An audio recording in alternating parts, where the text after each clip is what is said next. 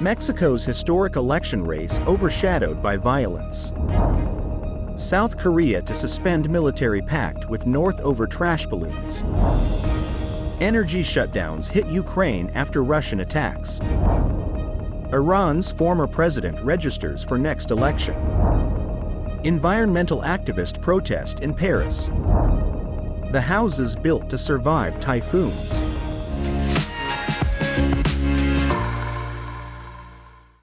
Hello, I'm Johnny. Thank you for joining us on Funday News. It's Tuesday, June 4th, and here are your top stories.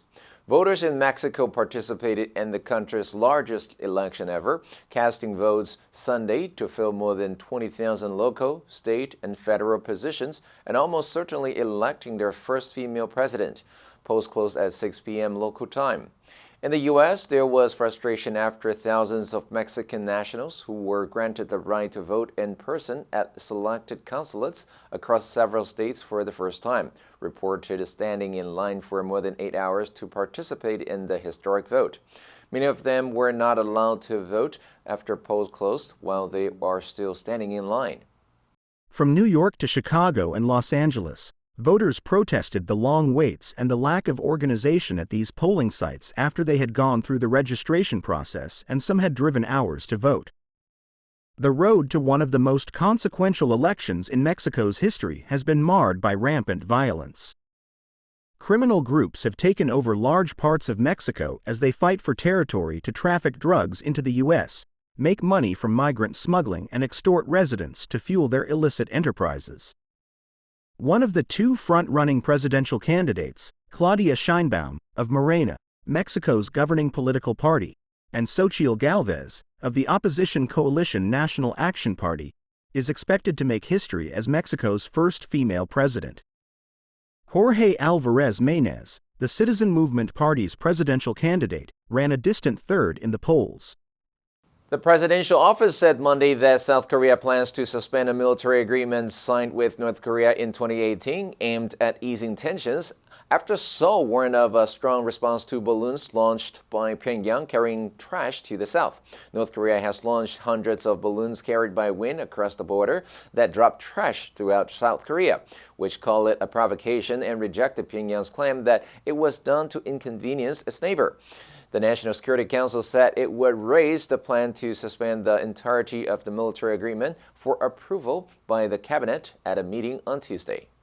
The council said in a statement that suspending the agreement would pave the way for the South to conduct training near the military border and take sufficient and immediate measures in response to North Korea's provocation.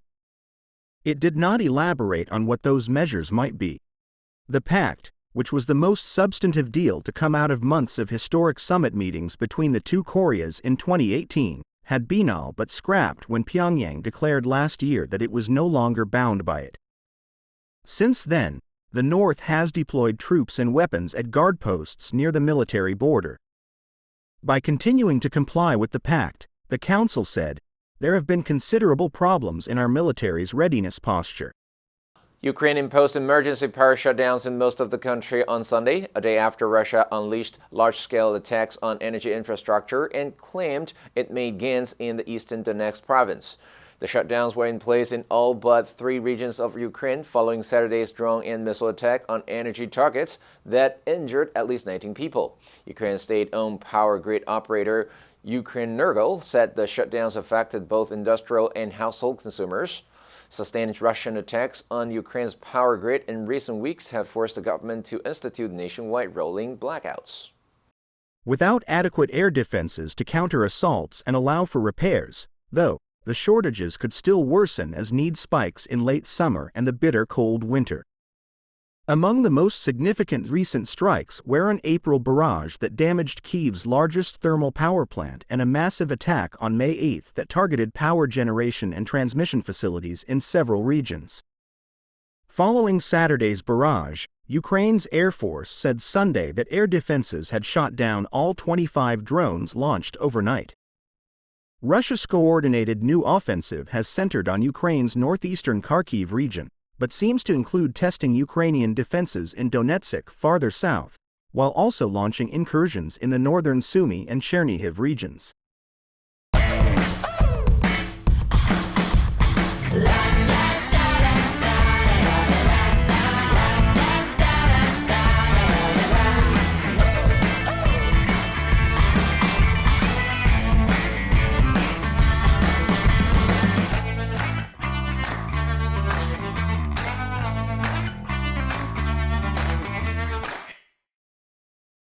Iran's hardline former President Mohammad Ahmadinejad registered Sunday as a possible candidate for the presidential election, seeking to regain the country's top political position after a helicopter crash killed the nation's president. The populist former leader's registration puts pressure on Supreme Leader Ayatollah Ali Khamenei. In office, Ahmadinejad openly challenged the 55-year-old cleric, and his attempt to run in 2021 was barred by authorities. Ahmadinejad is the most prominent candidate to register so far. Speaking after his registration, he vowed to seek constructive engagement with the world and improve economic relations with all nations. The firebrand, Holocaust-questioning politician's return comes at a time of heightened tensions between Iran and the West over Tehran's rapidly advancing nuclear program, its arming of Russia in its war on Ukraine, and its wide-reaching crackdowns on dissent. Meanwhile, Iran's support of militia proxy forces throughout the wider Mideast has been an increased focus as Yemen Houthi rebels attack ships in the Red Sea over the Israel-Hamas war in the Gaza Strip. An election is planned for June 28 to replace Khamenei's hardline protege President Ibrahim Raisi, who died in a helicopter crash in May along with 7 other people. The 5-day registration period will close on Tuesday, and the Guardian Council is expected to issue its final list of candidates within 10 days. That will allow for a shortened 2-week campaign before the vote in late June. An environmental activist was arrested Saturday after she stuck a protest sign to a Monet painting at the famed Orsay Museum in Paris. According to the Associated Press, the activist with the group Food Repost targeted Claude Monet's poppy field painting, affixing a sticker that covered about half of the artwork with an apocalyptic, futuristic vision of the same scene. The group said it's supposed to show what the field will look like in 2100 after it's been ravaged by flames and drought, if more action isn't taken against climate change. The museum, known in French as the Musée d'Orsay, is a top tourist destination and home to some of the world's most loved Impressionist work.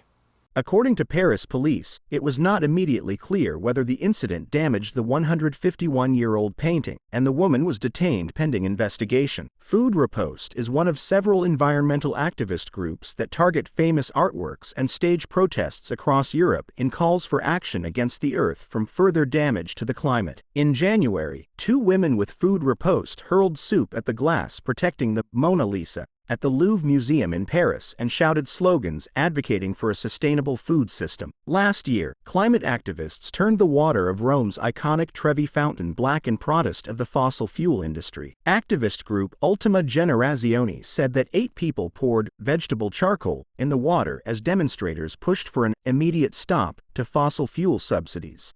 In the Agusan marshlands of the Philippines, climate change is disrupting the everyday lives of the local population. The flooding season is now all year round, and the severity of storms and typhoons has severely increased. But the Manobo tribe have mastered life on the water. Their traditional bamboo homes float on the water and are resilient to typhoons, storms, and flooding. Built 60 years ago, these bamboo houses were designed to flow with the water and be highly adaptable to environmental changes in the marshlands. Today, the Manobo tribe have to deal with change on a daily basis.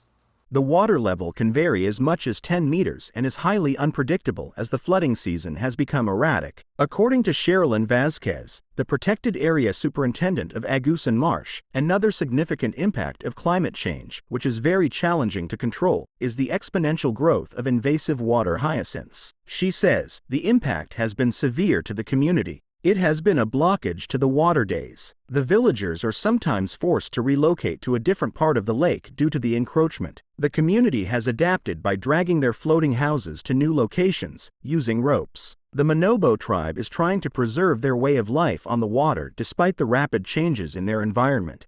The answer for yesterday is A, specifics. Things improved when we get down to the specifics. Did you answer correctly? Now let's delve into the news of environmentalist activist protest in Paris. Number 1, ravage. 毁坏,损坏,严重损坏. 等于 devastate. For 2 decades, the country has been ravaged by civil war and foreign intervention. Number 2, advocate. 拥护,支持,提倡. Many experts advocate rewarding your child for good behavior. Number 3, pending. 介系词,在等到什么时候为止. He was released on bail pending further inquiries. Next, we have a multiple choice question for everyone to practice. Which answer would you choose? You can write your answer in the comment section. The correct answer will be announced tomorrow. And that's all for today's Funday news. Be sure to tune in to Funday News from Monday to Friday and click the link below to join Funday for free. I'm Johnny Wu, your host. I will see you next time.